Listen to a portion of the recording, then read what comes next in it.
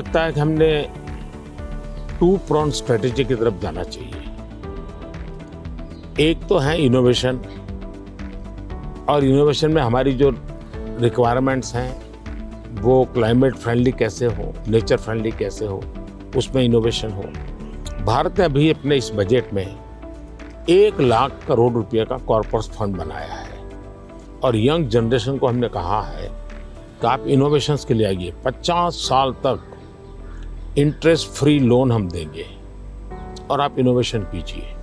1,00,000 करोड़ रुपए का जो अपकमिंग टेक्नोलॉजीज है, फ्यूचरिस्टिक टेक्नोलॉजी है, उस पर आप रिसर्च करिए, इनोवेशन कीजिए। तो मैं एक तरफ उनको प्रोत्साहित करूँ, लेकिन दूसरी एक बात है जिसको गंभीरता से ले, और ये वो लाइफस्टाइल। और इसलिए मैंने मिशन लाइफ शुरू किया है, और मैं जब लाइफ कहता हूँ तब लाइफस्टाइल फॉर एनवायरनमेंट, क्योंकि हमारी रोजमर्रा की जिंदगी में अगर हम क्लाइमेट फ्रेंडली लाइफस्टाइल स्वीकार नहीं करते, प्रो नेचर हम जीवन नहीं जीते हैं, तो हम बाहरी कितने ही प्रयास क्यों न करें, हम नए नए इनोवेशन करेंगे, नई नई चीजें जोड़ते जाएंगे, हम अपनी जिंदगी को ऐसी कैसे बनाए। अब हमारा मुसीबत क्या है, हमारा प्रगति का आंक क्या, तो भाई कौन सा देश कितना स्टील उपयोग करता है, कौन सा देश पर कैपिटल कितना एनर्जी कंज्यूम करता है, उसके आधार पर उस देश की इकोनॉमी में जा।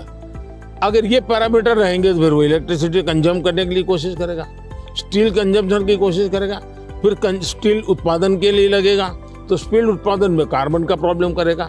मतलब हमने हमारी सोचने के तरीकों बदलना पड़ेगा। जब सोचने के हमारे पैरामीटर, जिंदगी के पैरामीटर, प्रगति के पैरामीटर हमने क्लाइमेट फ्रेंडली बनाने चाहिए। आज हमारे प्रगति के सारे पैरामीटर एंटी क्लाइमेट है। बिजली कंजम्पशन के आधार पर प्रगति नापी जाती है, स्टील कंजम्पशन के आधार पर प्रगति नापी जाती है। Yeah, I've been interested in your discussions about green GDP. Update me on your thinking. मैं तो कहता हूँ दुनिया को ग्रीन जीडीपी के कंसेप्ट को डेवलप करना चाहिए कि भाई तुम्हारी टोटल जीडीपी में ग्रीन जीडीपी कितनी है, टोटल रोजगार में ग्रीन रोजगार कितने हैं। हम एक नया आखिर टर्मिनोलॉजी बदलनी चाहिए दुनिया की। तो मैं समझता हूँ कि समस्या का समाधान हो सकता है, लेकिन अगर मैं कहूँगा मैं तो जितना उपयोग करता हूँ करूँगा, मैं तो इतनी बिजली उपयोग करूँगा, मैं इतना पानी बर्बाद करूँगा, मैं ये करूँगा। Now, getting consumers involved in this, where they prefer the product that's the clean product when they're buying a car, when they're buying any product, and changing their food consumption. You know, even if they don't go all the way to be a vegetarian, they can eat less beef and more chicken, or less chicken and more fish. You know, they can moderate a bit, and you know, we know that also has some health benefit as well. Not only that, मैं तो कहता हूँ vegetarian में भी सोचने की improvement जरूरी है। वेजिटेरियन में जैसे मिलेट, मैं यूएन के साथ मिलकर के मिलेट ईयर मनाया। मिलेट का फायदा यह है कि एक तो बिल्कुल बंजर भूमि में मिलेट पैदा होता है, मिनिमम पानी चाहिए, कोई फर्टिलाइजर नहीं चाहिए, और ये सबसे उत्तम प्रकार का फूड है, ये सुपर फूड है। अगर हम मिलेट को प्रमोट करते हैं तो वेजिटेरियन होने के बावजूद भी बहुत सी चीजें हैं जो ज्यादा नुकसान करने वाली है, उसमें भी अगर मिलेट पर शिफ्ट करते हैं तो बहुत फायदा हो सकता है।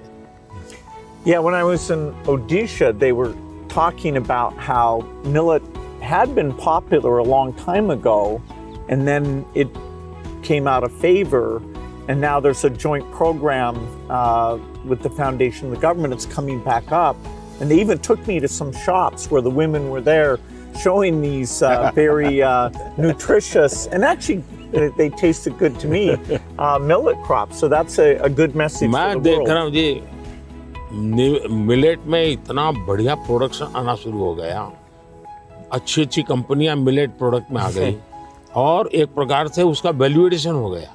मैं और कॉमन अब फैशन हो गई। हमारे यहाँ 5 स्टार होटल में जाइए तो मिलेट का मेनू अलग देते हैं, नॉर्मल वेजिटेरियन फूड का मेनू अलग देते हैं, और ज़्यादा तो लोग मिलेट मेनू और उसके कारण मेरे छोटे किसान की इनकम भी बढ़ी है, और पानी बहुत बचत हो रही है, तो बहुत बड़ा फायदा होने लगा है। Well, during the pandemic, it was fantastic that the vaccines got invented, and India made a lot of those.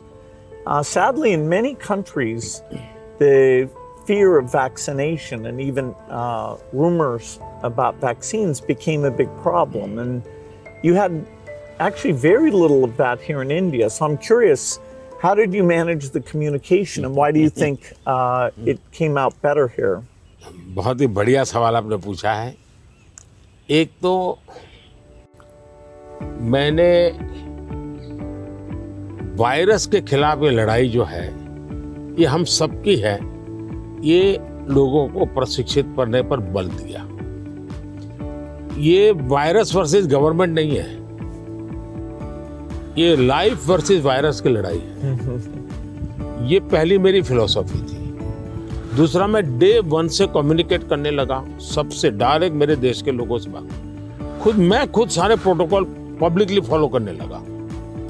सब चीजें पब्लिकली मैं उदाहरण के रूप में जाने लगा लोगों के सामने। फिर मैंने कहा भाई ताली बजाओ, थाली बजाओ, दिया जलाओ।